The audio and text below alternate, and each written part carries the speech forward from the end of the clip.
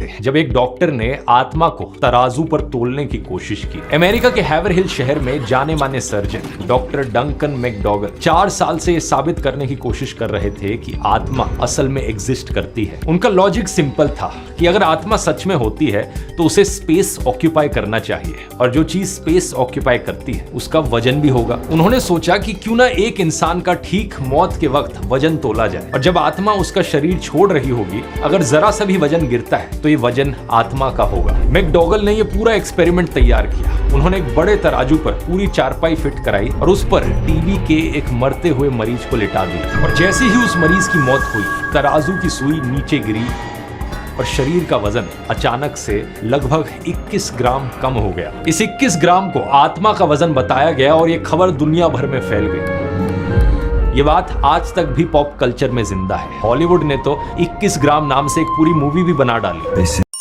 पर आ गई। मतलब ग्राफ में यहाँ दोनों बार्स के बीच में डिफरेंस देखो कितना है। पिछले साल 2025 में फॉरेन इन्वेस्टर्स ने इंडियन मार्केट से 1.66 लाख करोड़ रुपीस निकाले। अब यही नंबर 2026 के पहले 6 महीनों में जानते हो कितना है? 2.7 लाख करोड़ रुपीस।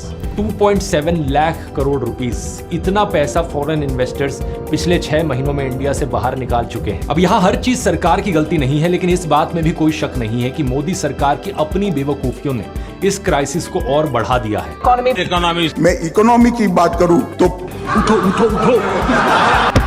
पहले इंडिया रशिया से ऑयल खरीदता था जिसकी पेमेंट चाइनीज युआन या रशियन रूबल्स में होती थी। इससे डॉलर्स बचते थे, लेकिन ट्रंप के प्रेशर में आकर ये ऑयल खरीदना बंद कर दिया गया है और वेनेजुएला से अब ऑयल खरीदा जा रहा है, जो बेसिकली अमेरिका खुद ही बेच रहा है और इसकी पेमेंट डॉलर्स में हो रही है। क्योंकि कुछ महीने पहले की आपने वो खबर सुनी होगी कि कैसे डोनाल्ड ट्रंप ने वेनेजुएला के प्रेसिडेंट को किडनैप किया। उसके बाद से वेनेजुएला के तेल पर भी अमेरिका का कब्जा है। दूसरी बड़ी बेवकूफी यह है कि डॉलर्स में इन्वेस्टमेंट लाने की जगह टैरिफ कम करवाने के लिए मोदी सरकार ने ट्रंप को जाकर ही वादा कर दिया कि इंडिया अब 500 बिलियन डॉलर्स के प्रोडक्ट खरीदेगा अमेरिका से। और जैसा मैंने बताया, जितना ज्यादा इंडिया अमेरिकन सामान खरीदेगा उतना ही रुपया कमजोर होते जाएगा। अब हालत इतनी खराब हो गई है कि बात चल रही है कि इंडियन रुपी कहीं 100 रुपए पर डॉलर के पार ना चला जाए। इस पर प्रधानमंत्री मोदी की इकोनॉमिक एडवाइजरी काउंसिल की मेंबर शमिका रवि ने कहा, अगर ऐसा हुआ तो क्या हुआ?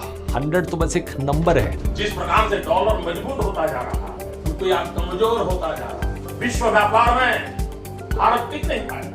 हमारे व्यापारी जो माल बाहर भेजते हैं, हमारे व्यापारी जो माल बाहर चलाते हैं, इस बोझ को सह नहीं पाएंगे। मई 2026 में कोटक महिंद्रा बैंक के फाउंडर उदय कोटक ने भी warning the. We have not seen the impact in the last 2 months of the Middle East war in terms of energy price transmission. It's coming, but we must prepare for the worst. Therefore, it is about preparation.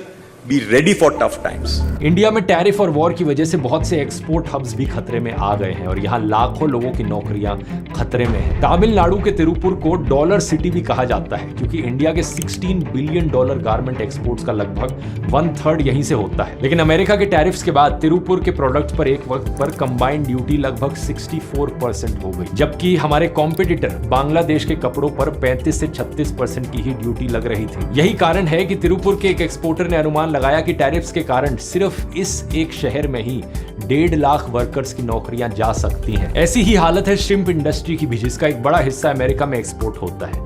यहां से